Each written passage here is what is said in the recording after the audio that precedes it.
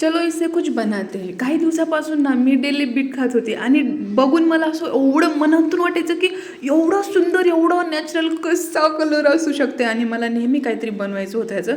तर मी फायनली आज बनवणार आहे. आणि नेहमी काय होते माहिती आहे का, चीप लोक आणि चीप वस्तूले लोक रंग दाखवतात. ह्याला घेऊन मला 3 दिवस झाले नाही आणि मला लागलं पण आणि ते वाकलं पण. जाऊ दे, आपली नेक्स्ट प्रोसेस होती असं खिसून घ्यायचे.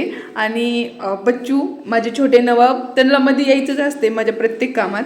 मग मी त्याला पहिले खिसून घेतलं आणि त्याचं मग मी पहिले ज्यूस काढून घेणार आहे. आणि ज्यूस काढून एवढं म्हणजे ते ज्यूस काढणं झाल्यावर पण ते हाताला कलर लागला होता ना, ते बघून असं एवढा लाड येत होता त्या कलरचा.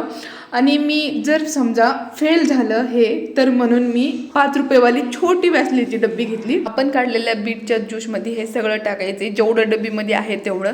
आणि त्याला 2 सेकंद जरी ठेवलं ना तर ते लगेच वितळते आणि त्याला घट व्हायला पण टाईम लागत नाही. 2 मिनिटाच्या अगोदर ते घट्ट पण होते. आणि मी अगोदर लिप बाम लावलेलं होतं म्हणून मी ते पूर्ण काढून घेतलं तुम्हाला दाखवण्यासाठी. आणि शपथ सांगते पातेल्याच्या बुडाचं जे राहिलं होतं तेच मी लावलं होतं. एवढा सुंदर कलर आला ना, एवढा सुंदर की म्हणजे मला जसा पाहिजे होता तसाच कलर आला. आणि हे हाताला पण लागत नव्हतं. तर हे बनवायला ना जेवढं आपण चाड्या करण्यात टाईम घालतो त्याच्यापेक्षा कमी टाईम लागते. ट्राय करून बघा. Bye bye.